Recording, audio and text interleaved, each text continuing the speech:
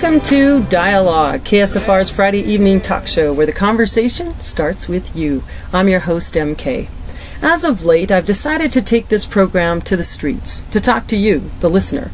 But the voices I've been particularly interested in hearing from are those that often go overlooked, unseen, not just invisible, but above all, misunderstood. Over the past few weeks, I've decided to do a series on what is one of the greatest unknowns of human existence, what is often called schizophrenia. It's been a 3-part series, and in the course of this process, I've learned a lot, namely that those who experience this particular state of being prefer to call themselves voice hearers, and that there still remains a lot of mystery around this so-called illness, and even debate about whether it can or should be categorized as such, and whether that is in many ways more harmful than helpful. While conventional wisdom touts it as rooted in brain biology, critics argue that it may be born more from trauma and stress. And there are also other considerations, like culture and treatment approaches, that can affect its very outcome, its definition, and its corresponding stigma or lack thereof, which then reflects in its presence, frequency, or even cures within particular societies. For instance, in Finland, a group of practitioners utilizes a program called Open Dialogue. It provides a group of professionals who arrive in the moment of crisis and literally have an open dialogue about what's going on. They accompany the family through the crisis until it dissipates for as long as is necessary to do so. There's no involuntary hospitalization, no diagnosis, and few drugs. They don't define the problem as the quote-unquote patient, but rather define the problem as one shared by all and solved by all, and invites everyone affected into the process. This was born in large part due to the fact that at one point in time this particular community had one of the highest rates of schizophrenia in Finland. Today, after instituting their innovative approach, they have one of the lowest rates, with an 80% cure rate. Part of what makes this program unique, however, is that it was literally born out of an organic process to implement strategies that seem to be most helpful by a particularly inspired group of rare practitioners willing to try something new. And they've been honing it for over 30 years in a rather small, tight-knit community. And despite its success, even in Finland, it remains the exception in treatment rather than the rule. But their success is proving hopeful and gaining attention worldwide, especially as mental health care faces an unprecedented crisis. While there are few revolutionary practitioners in this country attempting to bring open dialogue here, many challenges remain, the largest of which is the need for a larger infrastructure that reinforces its approach, which is clearly missing from the equation in our model of care, rooted in the biological narrative that promotes the use of diagnosis, drugs, and involuntary hospitalizations as a means of quote-unquote ensuring safety. And there are and have been many other groups throughout history, from psychiatrists like Dr. Thomas Szasz and Peter Breggin that have challenged this model, to others that embrace a Buddhist philosophy in defining so-called mental illness, and still others where peers provide the majority of support, which eases the severe isolation caused by the stigma, where they act as their own best advocates. Peer respite houses throughout the country are experiencing similar success, and there have been others throughout history, like Soteria House. There's also the Hearing Voices Network, with a group right here in Santa Fe, out of the counseling center, LifeLink. With the nation undergoing what feels like a literal cultural war, it's easy to get discouraged in today's world of seemingly growing division. But there's also an increasing number of brave people coming forward to speak up and out, where long-held shame is finally being lifted, unveiling an equally more tolerant world where unity is claimed across all issues facing humanity's future. And while I can be devastated by the division, this light is what catches my eye. I'm encouraged by the young voices I see, with bold, courageous expectation to be treated better by a world we told them ought to treat them better.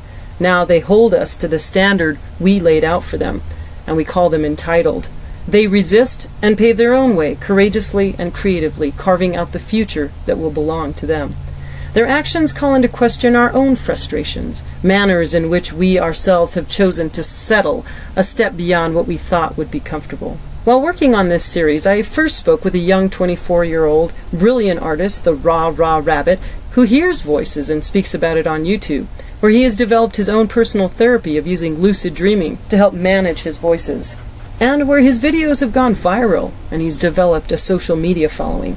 Last week, I spoke with a brave, loving mother who shared the story of her son Nico, who is almost in a permanent state of psychosis after 13 years of treatment by our standard psychiatric system.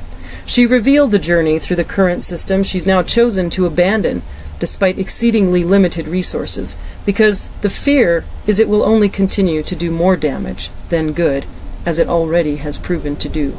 This week, I wanted to talk to some of the innovators of these new therapies. We sat down to talk about the variety of new solutions, and yet at root was an unspoken exhaustion that comes with continually swimming upstream, wrestling to twist oneself into the proper form so as not to offend, yet pave new paths forward with only dwindling resources.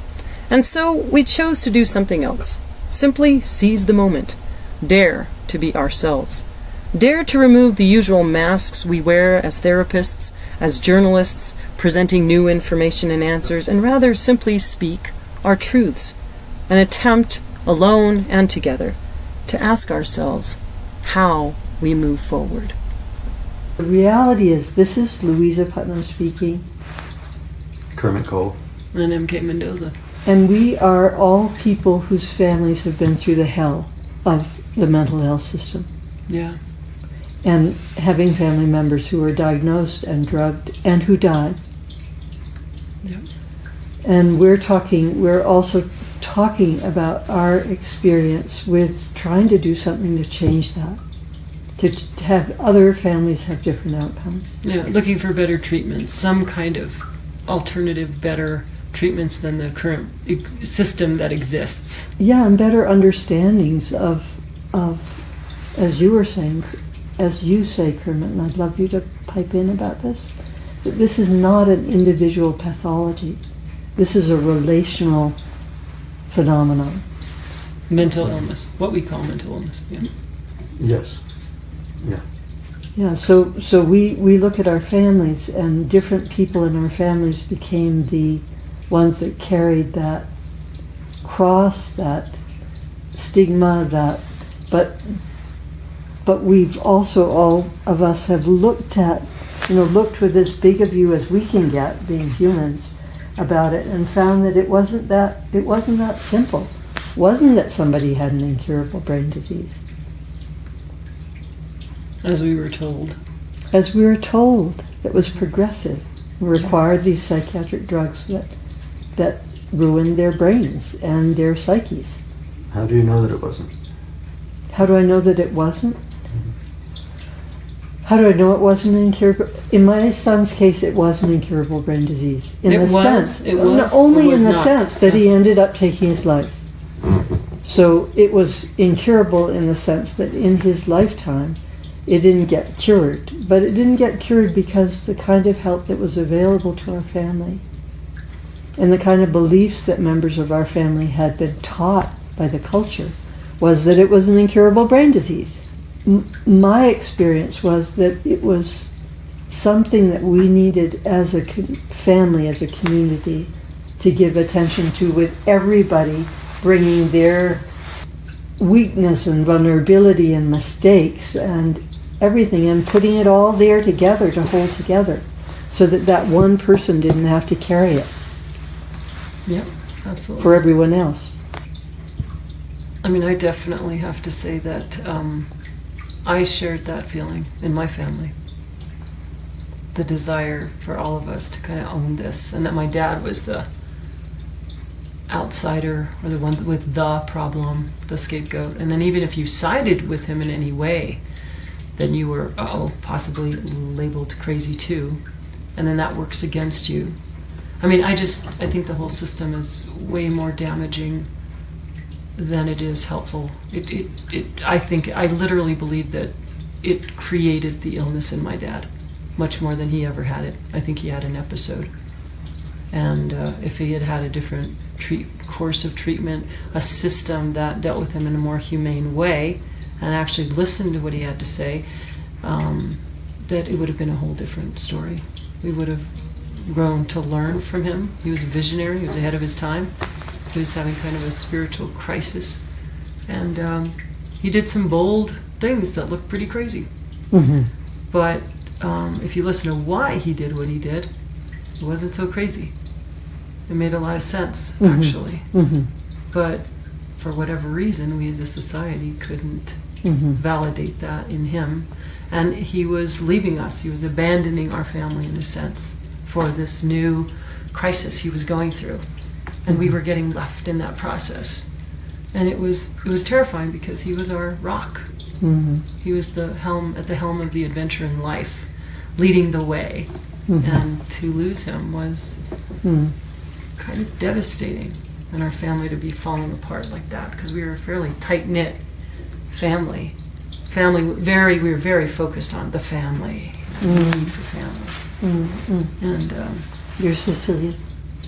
What's up? Sicilian? No, Colombian and Swiss. Yeah. Okay. But that abandonment, I think, just scared the hell out of our family. And then, of course, here comes the psychiatric system saying they've got the solution to why our dad is leaving us, basically, in a sense, abandoning us.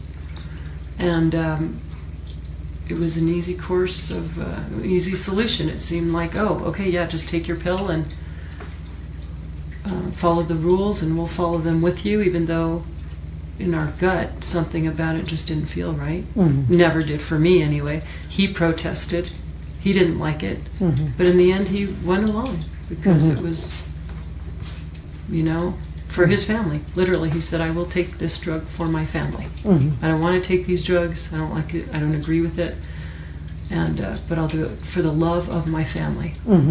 And then only to see his condition worsen over his lifetime. To the point where, as I said in Dr. Bragan's show, he started out as a oral surgeon that was asked on to do his first oral surgeon ever asked on at Yale to do his residency there, because he was that good.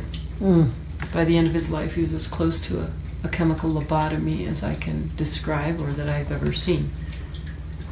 My family members might disagree with me, but I saw him I spent hours and hours, days with him in the last days of his life.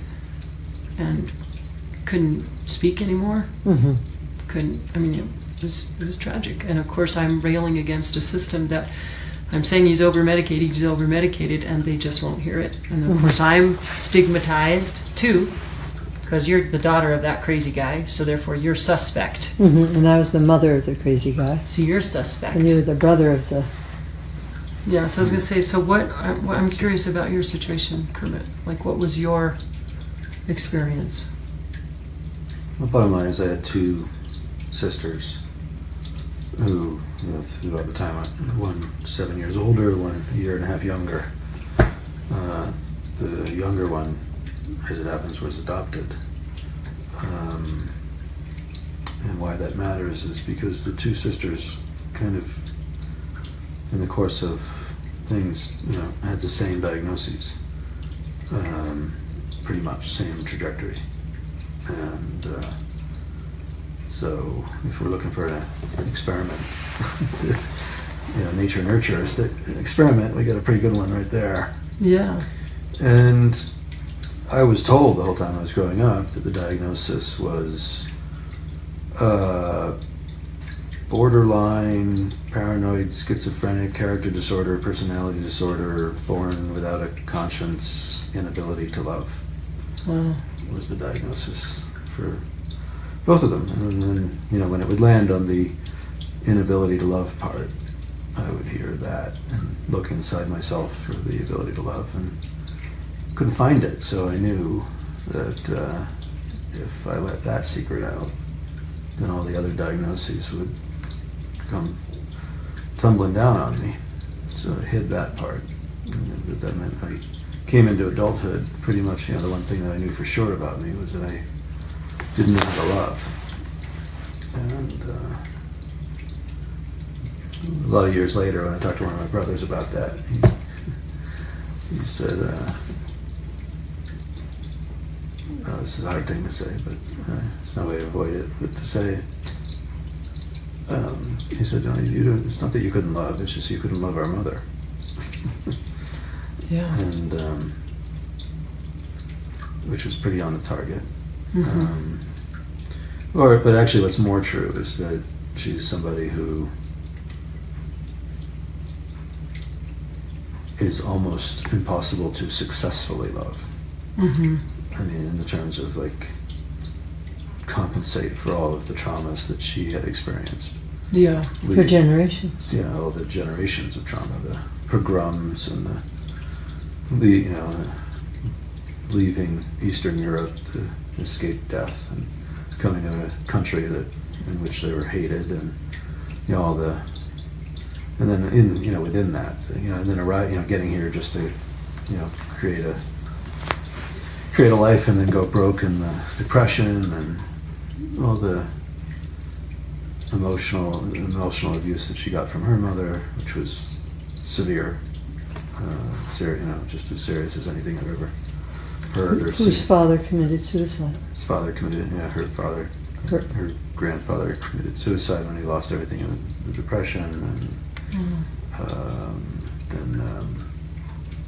and also her father, serially molesting her. As far as he was able to, given that he was impotent, and her mother feeling jealous of the fact that the father was even attempting to have sex with her daughter. Yeah. Just left her jealous of the daughter. So, hating. Not laughing because it's funny. Yeah, hating her. And then all of that just fell right on my sister's heads. Mm-hmm. And so I grew up watching them I didn't understand it to be abuse. This was home. Mm-hmm. But if any of them, if the laws were on the books then that are on the books now, then when my younger sister went to school with welts on her, then questions would have been asked. Yeah. She would have been, taken away probably, and that's ultimately what happened. Was she ended up being made ward of the state. When she was about 14, I was 15, and I was told, my mom tried to get me to promise never to talk to my sister again because she was, paranoid schizophrenic, character disorder, personality disorder, borderline. Etc. Anyway, so over the years, I tried to talk to her. I didn't know how to. I didn't know what, and it was also very difficult for me, as we were saying, to go against.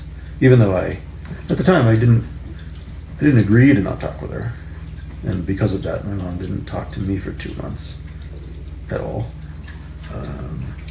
So pretty clear signal. Yeah. And. But I also didn't talk to her, except for every few years I'd take a stab at it. But I just didn't. I didn't know what to do. Yeah. Didn't know. And so eventually, when my life wasn't really adding up the way I hoped, because I went into the film business and had the kind of success that I hoped to have, and realized it wasn't actually solving any of the problems that I thought it would solve. And then I realized, I got to go figure out what this whole borderline personality disorder, character disorder, paranoid schizophrenic, born without a conscience thing is. Yeah. And I ended up going back to school, and just by happenstance ended up going to a good one. Like if you want to go to a school where supposedly they have the answer to these questions, this would be one of those schools.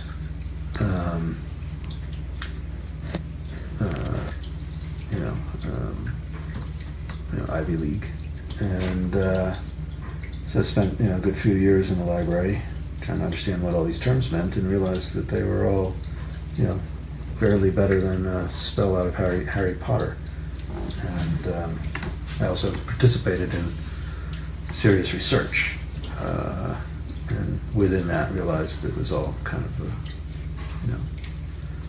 pretty. And when you talk to people on the inside, they would say the same. And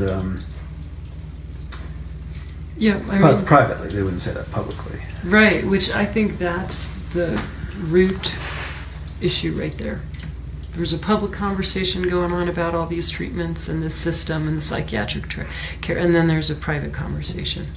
And the real story isn't the one that's getting told. No. And that's what we're having right here. We're talking about how and why it didn't work. Yeah.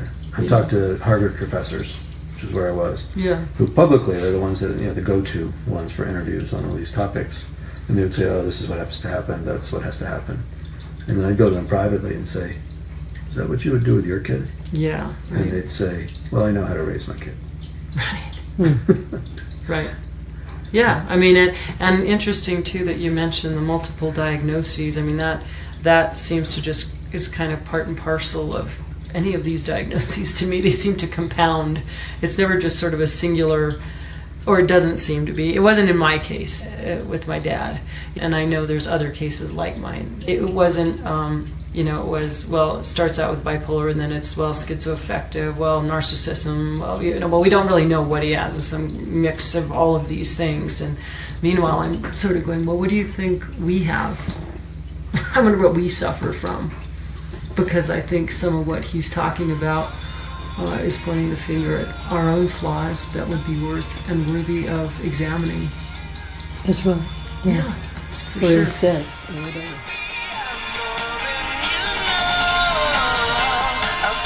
And you are listening to Dialogue, KSFR's Friday evening talk show, where the conversation starts with you. We'll be right back after these short messages.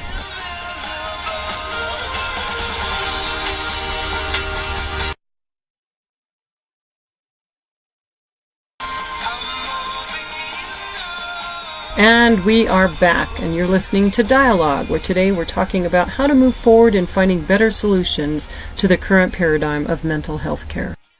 We're all the blind men holding parts of the elephant. We all have different experiences in this system,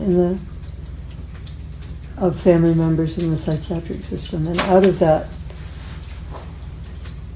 I was already a therapist when Lucas became unwell, and I didn't know how to help him, but I knew that the way of drugging and diagnosing wasn't going to help him. But I had other family members who bought the broken brain narrative, so our family became polarized around that. There are still family members that are, aligned with that perspective, giving drugs to their, or wanting their family members to be treated in that way.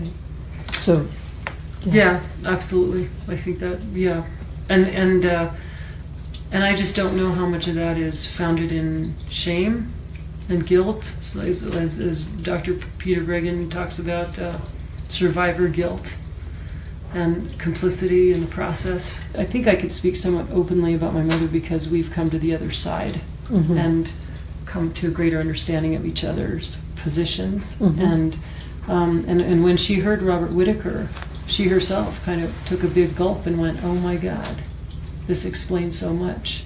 Because I think there's a part of that gut in all of us, because we know that, this is what I was saying on with Dr. Bregan, is we know that we are relational beings. We know that we affect each other. And when someone just gets diagnosed as the problem, it's a scapegoat. And there's a part of us, all of us, that knows that that's going on. And I remember looking at research that says that the person who, the people who ostracize actually suffer more than the person who is ostracized. And I thought that's interesting. So I think there's part of a resistance to want to hear the truth, and yet once they hear it, there's also a relief in it of like, oh my God, that explains so much, and if I can just be forgiven now for having taken the wrong road, because we just didn't know. We didn't know better. There was no Robert Whitaker. There was Peter Bregan. There were other people holding that. There are lots of people that are now coming out of the woodwork in MIA. You guys included in that. But we didn't know about each other. I think that's the biggest part of this. No, it's very isolating. Yeah, I was fortunate to run across Dan Macker's video called "Take These Broken Wings." I recommend it to people. Yeah. And then I reached out to him, and through Dan, I was introduced to this group of people, which eventually led me to meeting Kermit, who are all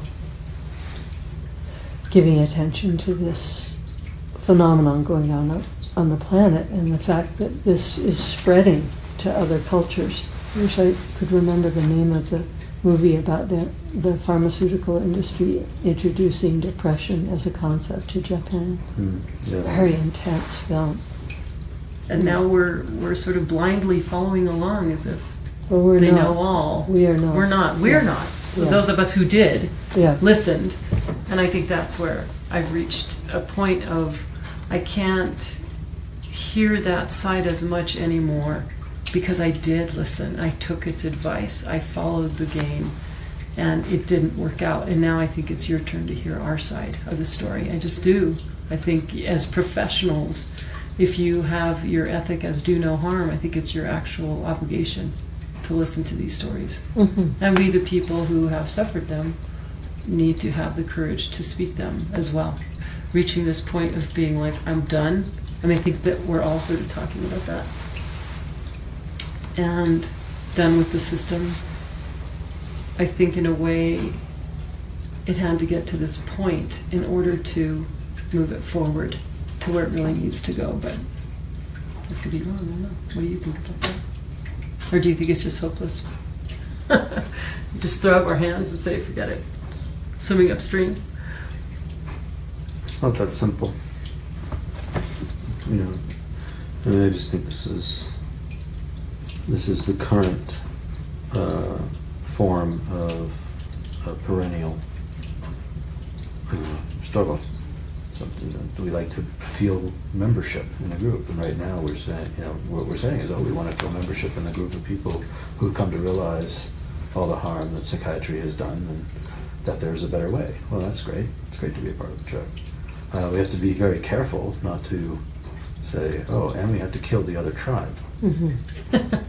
That's where things get to, that's where things get difficult. Yeah. Because when I say I'm done, I'm like, right now we're starting work at a family therapy group, which exists because it gets referrals from the system. Mm-hmm. When somebody gets referred, and then we had this conversation. I think if I remember correctly, we got a referral, and it was somebody who'd been diagnosed schizophrenic. And I think I remember you basically saying, well, you should say to them, we don't believe in schizophrenia as a concept. And my response was, I'd rather get the person. Because if I say that, if somebody referring to me says, I want to refer to you as schizophrenic, or what I did say was, I responded, I left a message on the social worker's phone. I said, I understand you as somebody with a schizophrenia diagnosis. I'd like to talk to you. Never got a call back. Now, I don't imagine that the person heard the air quotes that I put around, right. But they might have. Yeah, but language is important. It's very important. Yeah. But it's like, to me, do I want to stand my ground on this and say, no, you unknown social worker that I've never met before, you are wrong to use this term schizophrenia. Yeah, I totally. Or do I want to get that person under my care? Yeah. And then in a month or 2 months or 3 months say, hey, you and the family, maybe there's another way to look at this. Mm-hmm. And maybe say to the psychiatrist, I understand, okay, not arguing the point on the schizophrenia, but I'm beginning to pick up some dissociative things. I'm beginning to pick up some, family history, some traumatic, like alcoholism, blah, blah, blah. That could explain some of this. Could explain it. Not arguing the diagnosis, because that's not my place, and if I start arguing it, then I know I'm going to be off the team. Today. Yeah. No, this is critical, what you're talking about, because I think it's about strategizing a way forward. And and if I remember right, I think I might have been a little bit more to the left. If I remember, if they were listening for it, they would hear that I am somebody who doesn't buy the diagnosis. Just Yeah. Well, I mean, it's brand new, even the idea that we can come out and say, I mean, it's brand new for me anyway, that I can loudly, out loud say so-called mental illness. Because even by saying that, I'm already identifying with the crazies and being put in that camp. And I just don't, but this is the way I've now come to see it, is especially because we have places like Mad in America, madamerica.com, and Dr. Peter Bregan, Open Dialogue, the kind of work you guys are doing, people that are out there with alternative thinking about this. For years I thought I was just alone, thinking that maybe my dad and I were the only ones who saw it slightly differently. For years I just didn't think there was anyone else who saw it in any way like I did. And so I was terrified to kind of come out about it. But now that I've found this community of people, my tribe, I feel as though you guys are my tribe. And now I can say, and I just am calling it out. I'm going to say so-called mental illness because I believe it is a point of view. I believe it is a belief system. And if I was from another culture that didn't believe in mental illness, I would have the right to say I don't believe in that.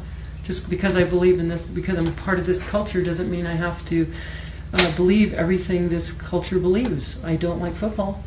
I have the right not to like football. I don't want to go to church. I have the right not to want to go to church. If I don't want to go into the primary healthcare system for my healthcare, I can go to an acupuncturist, or I can seek alternative treatments. So when it comes to mental health, I should be able to do the same thing. I have that right to claim that I just disagree. It's just a point of disagreement. And challenge the paradigm. Yeah, without challenging it in a way that offends it, but simply to say, interesting, thank you for that information. And I don't happen to believe, I don't agree with your point of view, but that's okay. It works for you, and that's good. It didn't work for me, so I'm kind of going elsewhere. What I've found is that as long as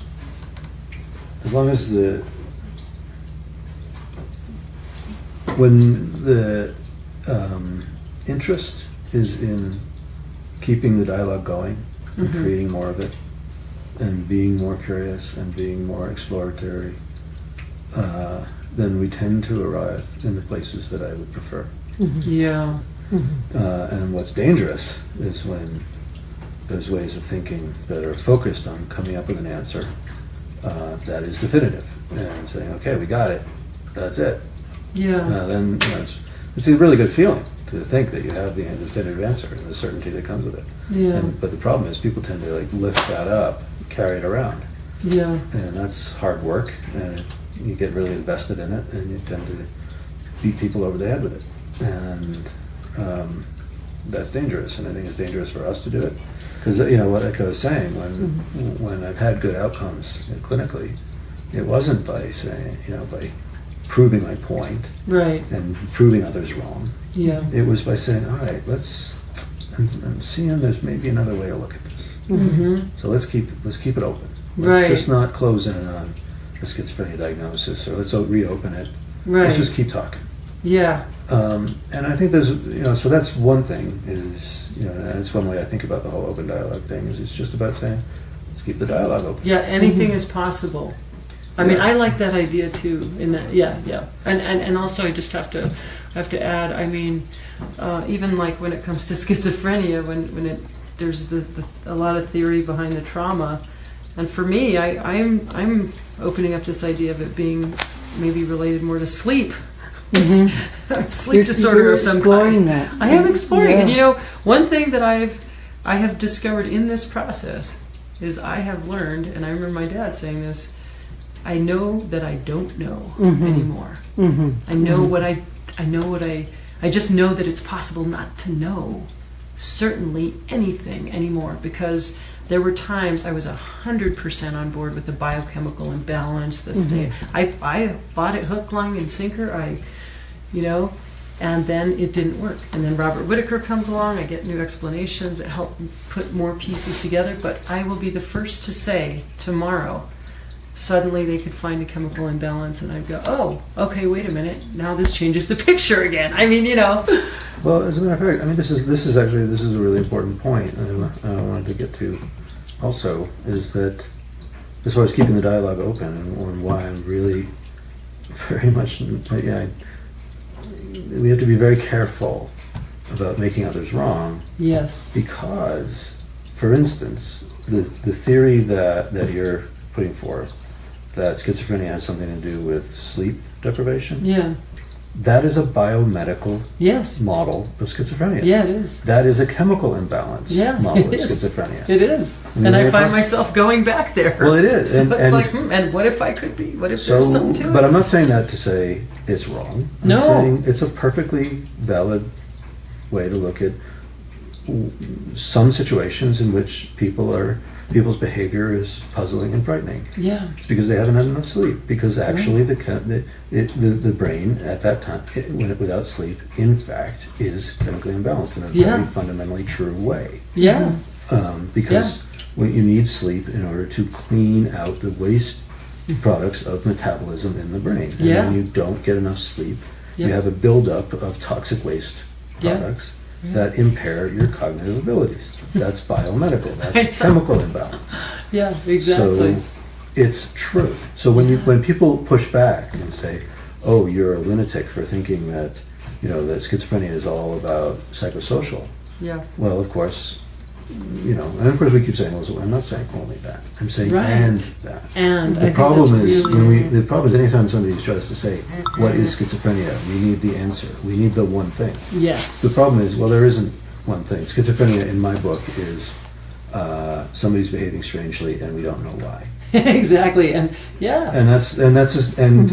I can say that with some authority because I have worked in schizophrenia research at Harvard with some of the top researchers there. Right. So, and I know behind the scenes they say we don't know anything. Yeah. So, but I know. But back in 2000 when I started doing that work.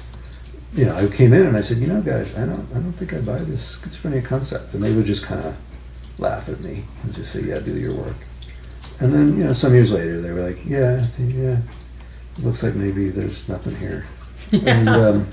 And that's pretty much the state of play now. Yes. In the top echelons of research, as they're saying. It's like, actually the top schizophrenia researcher in the UK, now that he's retired, says, schizophrenia is a flawed concept. It's caused more harm than good, and we need to get rid of it. Yeah, Sir Robin Murray. Yeah, Robin Murray. And back to, this is what I think we have to be cognizant of and diligent about is remembering when we're attaching money to the game. Yeah. Because when we attach money to the game, there's a vested interest, and we want to believe it. But it's and that's puts money in our pocket. And that's talking about and yes, the medical profession is culpable for that, and I think psychiatry is culpable for that. On the other hand, I'm not on board with saying that there is no place for something that is called the field of psychiatry. I think having an understanding of how physical conditions impact our mental, cognitive, emotional states is a valid thing. Yeah. Because anything from a thorn in the foot that we don't know about to or a food allergy. Allergies, low blood sugar. Diabetes. Yeah. It's like when I have a cold, I'm delirious. Mold. Yeah. When I have the flu, I'm psychotic. But we know why. Right. We know why. Yeah. And that's the difference. Yeah. But anytime that we don't know why, we call it schizophrenia. Yeah. But every few years, something that's been called schizophrenia gets isolated out as something else. Or once somebody who's been called schizophrenic, we find, they have a tumor, or they have a this or that. Yeah. And or some neurological condition that is affecting their brain. Well, great. Now we say, now we know that they have a medical condition, not a neuropsychiatric condition. Yeah. But I go back to saying, but to say that they have schizophrenia means, that's basically code for we have no idea. Yeah, my dad used to argue things like that. He used to make that exact point.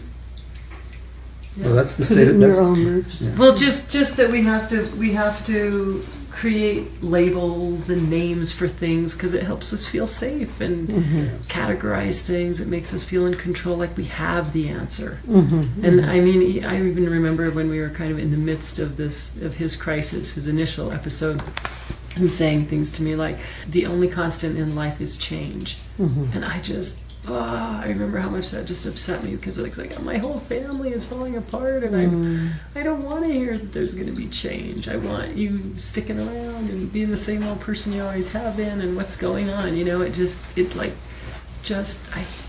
remember having a physical, biological response to that notion. But in fact, he's right. The only constant in life is change, and I think this is, in large part, has a lot to do with our inability to be in uncomfortable places where we just don't know.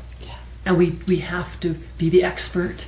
We have to know. We have to have it, as you said, back to that. We have to find an answer. We have to have a definitive. You know, it's about control to a large degree. Or people want to go to someone who is the authority. Yeah.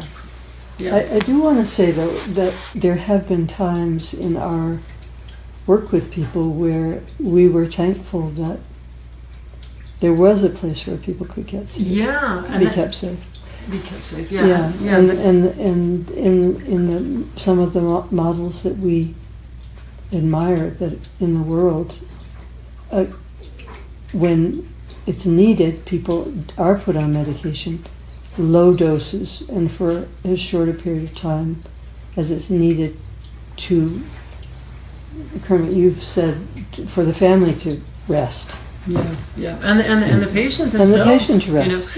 You know, again, back to that containment. It's like, we don't want to contain, but there are moments where you somebody have to. But the key is, if we could just do it in a more supportive manner, as opposed to this sort of. We just need to include the person. Back to that concept of can we allow this person to have a voice in their own so-called diagnosis? Yeah. And be informed about the effects of the drugs too, which I remember when my son Luke was in that, it was people would say, don't. I mean, if you tell him, he's not going to want to take them. Yeah. Well, and the informed consent, I mean, that's without question something that has to be advocated for. We've got to know that if they had said, well, and by the way, and when he comes off these drugs, suddenly you might see him get more manic than he's ever been. It's not the disease returning. No. That could potentially be what you're seeing as a withdrawal effect, not just potentially, but I believe scientifically proven to be so. Yeah. I'm remembering being with a mother and a psychiatrist when the mother said, I've been reading and I understand that these drugs can potentially kill my son. And the psychiatrist said, well, yeah, but it's better than being psychotic. Right. No, that's And she just was, as you'd expect, she was in tears. Yeah. And that's, I guess, it's a little, it is dicey because I've been in situations where I went and got Haldol for somebody to keep something worse from happening. But then I stuck around and I watched them. And then when I started seeing signs of toxicity, I called up the psychiatrist and said, but I was very careful not to say, I'm seeing signs of toxicity. I think I'm seeing, early neuroleptic malignant syndrome. Because that would have, I think this particular psychiatrist would have, just said, who are you, you numbskull? I'm the prescriber here. I just said, this is what I'm seeing. This is the behavior I'm seeing. And he said, oh my God, take her off the Haldol right away. Yeah. So we did. But what I'm getting at here is, it's not easy, because sometimes there ain't no choice. Like this particular person was, she was ending up in jail. She was ending up in hospital. She was putting herself in very, very risky situations. I understood her problem to be, very clearly linked to, a very traumatic childhood with alcoholic parents, alcoholic, abusive, and neglectful parents. It was really clear to me, but I didn't live in a world in which I could make that clarity into actionable form. I mean, I did actually, and I did do, you know who I'm talking about. Yeah, this person is now off all those drugs. Yeah. Well, so, okay. Can happen. And happy, and doing And well. doing well. So there can be turnaround. But going back to the mother who, you know, was told, I mean, I guess the thing I was thinking at that time when she was told that potentially lethal drugs are better than psychosis. And in the short term, there's maybe an argument for that. But in the longer term, actually, you know, I've been in a lot of situations where something that was being called psychosis, if you hold it, you know, lightly, hold it in the right way, find out what's really going on. I mean, basically, long story short,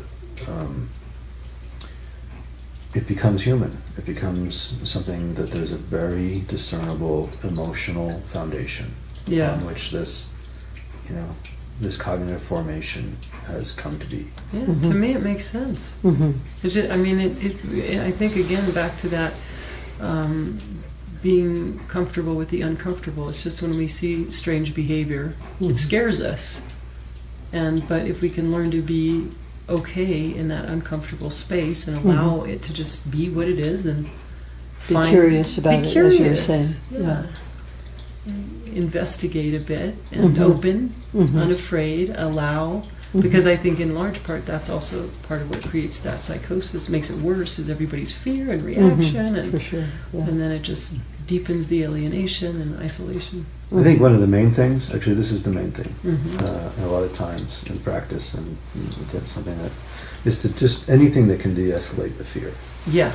And so that's for sometimes in some of the situations we've been in, it comes down to just saying to people, what exactly is it that you're afraid of? Right. You know, because I'm getting a very general kind of, you know, very intense but nebulous fear. Right. And then you listen, and in one instance, I was like, oh, so your fear basically is that because of how your son is behaving right now, you're afraid that he's not going to someday have an IRA. Right.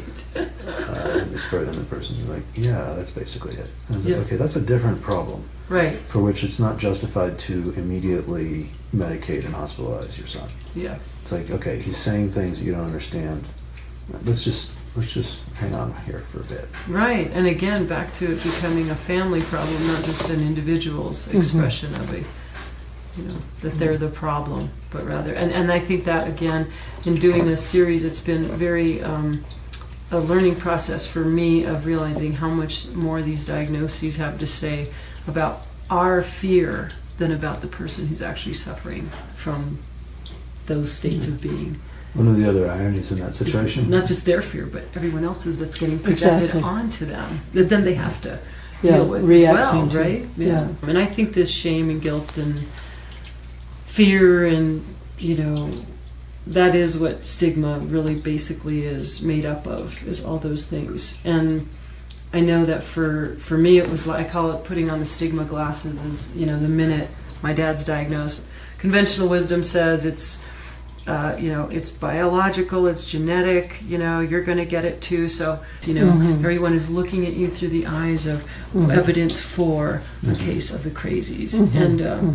And that would of course enrage me and terrify me as a child, because I didn't want to end up like my dad and undergoing the same fate. And so I fought it like a mad woman. And of course they fight back with all that fear. And I think this happens in our families because we're exposed to the abuse of the psychiatric system that takes away your civil rights, that gives you no voice in your own so-called diagnosis, all these things. And it disempowers people to such a degree.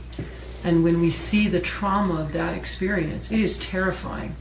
I would rather have been beaten. There were times I just said, God, I wish my dad could have just been an alcoholic and beat me up like every other kid I know. But no, he was put into a system that I saw destroy him and his spirit above all in the name of doing it in his own good or for his own good, and us too, and destroy and fracture our family into a million pieces beyond recognition. So, but anyway, back to this shame and blame game, and everybody's afraid of this terror. I mean, this terror lives within the household of the family. Absolutely. And you're passing that terror around each other like a ball. And it's basically, to me, like this ball of shame. and nobody wants it landing on them. Now there I am, maybe the next generation getting put away. Luckily that never happened to me because I was smart enough to know how to avoid those pitfalls. And I just went to lots of therapy and sought my own answers and found them and maintained my sanity. And so I avoided that fate. But it was a daily struggle, and it took a lot out of my life, and a lot of my own human potential was lost in that battle. I mean, but again, back to the root of that is it's back in what you're talking about, Kermit, that we have the answers. We know all. And we're not going to accept anything less than you going with our program. Take this pill. Yeah, take it whether you like it or not. And if you don't like it, we're going to mandate it legally, so you have to, whether you want to, or, I mean, that, it's the last civil rights battle of this century as far as I'm concerned. But we're finding our way together. We're finding our way. Yes. Yeah, and if this ends up under radio program, just sending out best wishes to everyone that's listening, and maybe all be of help to one another. Absolutely. At the end of this 3-part series, despite the tragedy reflected in some of these stories, I remain hopeful. In many ways, it feels as though the mental health care system is in the initial stages of where the alternative health movement might have been 50 years ago. I sense we may be sitting at the precipice of a #MeToo movement here. I believe the answer can be found, and in fact has been found, and proven, not just between each other, but ultimately within ourselves and what we know to be true. It lies in the evidence of our own eyes. The only thing left to do is trust it. Thank you for joining me. You've been listening to Dialogue, where the conversation starts with you. I'm your host, MK. See you next week, right here, Friday nights at 5. Talk to me. Talk to me. I love the things you say. Talk to me. Talk to me. In your arms.